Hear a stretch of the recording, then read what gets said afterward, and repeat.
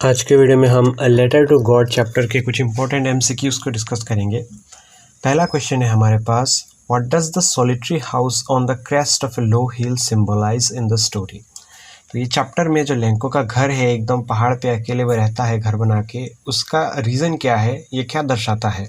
आपके ऑप्शन है isolation from the community, strength of believe and hope, poverty of farmers, a divine connection with nature. तो वो अकेला जो यहाँ पे रहता है, क्या उसका कारण ये है कि वो एकदम समाज से अलग रहना चाहता है, या फिर ये है कि वो स्ट्रेंथ फील करता है, वो अपने आप पे विश्वास रखता है कि मैं यहाँ पे अकेले रह के भी जी सकता हूँ, लाइफ स्पेंड कर सकता हूँ, या फिर ये उसकी गरीबी है, या फिर वो नेचर के साथ इतना लगाव है उसका कि वो सबको छोड़ के आ गया। तो इसका आंसर होगा ऑप्शन बी, सिर्फ यही तो जेन्युइन रीज़न होगा, और दूसरे कारण से तो वहाँ पे वो नहीं आएगा obviously. What is the irony in the title a letter to God. तो ये जो चैप्टर है ए लेटर टू गॉड, इसमें आयरनी क्या है।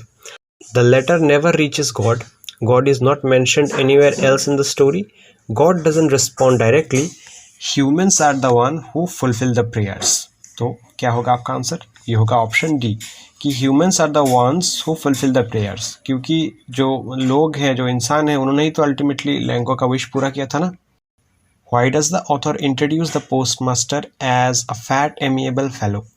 तो जो ऑथर है उन्होंने जो पोस्टमास्टर था उसको फैट एमिएबल फेलो क्यों कहा है। फैट मतलब थोड़ा सा मोटा, और एमिएबल मतलब फ्रेंडली, यानी कि थोड़ा सा मोटा लेकिन फ्रेंडली सा इंसान है। तो to mock his indulgent lifestyle, to humanize a character who later represents divine intervention, to constant Lencho's seriousness, to delay the story's conflict. तो इसका आंसर होगा B, option B, to humanize a character who later represents divine intervention. यानी कि fat इसलिए नहीं बोला क्योंकि उसे चिढ़ाना चाहते थे, वो कैसा इंसान है उसे दर्शाने के लिए बोला कि वो इंसान थोड़ा सा मोटा है लेकिन फ्रेंडली सा है। और रिप्रेजेंट्स डिवाइन इन्वेंशन, यानी कि बाद में उसका अच्छा पार्ट भी था, एक अच्छा कैरेक्टर निकला, वो एक अच्छा इंसान निकला, इसलिए ये भी है।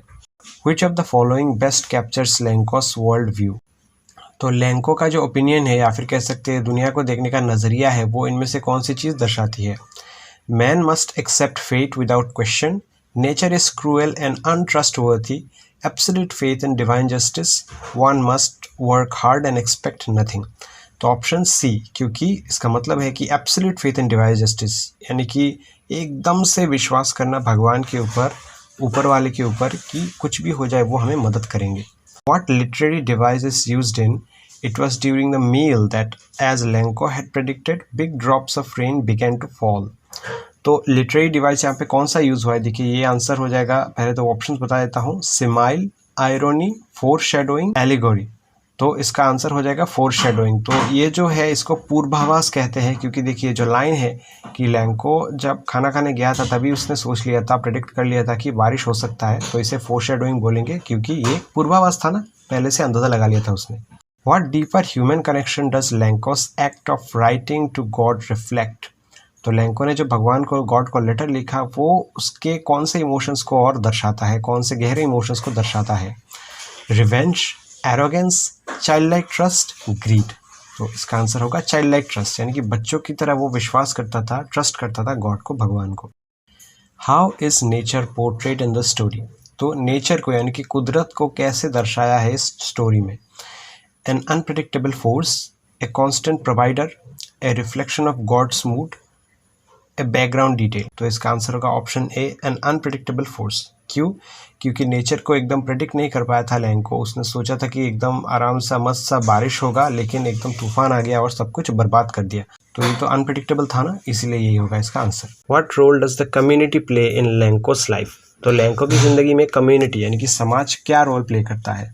They support him emotionally, they abandon him in his time of need, they are absent, highlighting his isolation, they mock his beliefs। तो इसका आंसर होगा ऑप्शन सी, क्योंकि कम्युनिटी यानी कि समाज तो इस स्टोरी में था ही नहीं, उसके लिए वो अकेला रहता था, तो कोई ऑप्शन और लागू नहीं होता। The statement, God if you don't help me, my family and I will go hungry during the coming year, reflects Lencho's blackmailing tone, a transactional relationship with God, the desperation born of faith, the loss of hope। तो इसका answer होगा option C, the desperation born of faith। तो इतना ज़्यादा वो desperate था ये help पाने के लिए, क्योंकि उसका सब कुछ बर्बाद हो चुका था, तो भगवान को उसने उतना ट्रस्ट किया और ये लेटर लिख दिया। Why does Lanco doubt the post office workers in the end? तो लैंको को पोस्ट ऑफिस के जो कर्मचारी हैं उनके ऊपर संदेह क्यों हुआ, डाउट क्यों हुआ? He believes they are too poor to help, he believes only God could be so generous, he can not imagine God using humans as instruments, his faith excludes trust in fellow humans. तो इसका answer होगा option D. तो उसका जो faith था वो इंसानों के ऊपर बिल्कुल भी नहीं था, इसलिए उसने डाउट किया उन ऑफिस वर्कर्स पे, और उसका जो फेथ था सिर्फ गॉड के ऊपर था।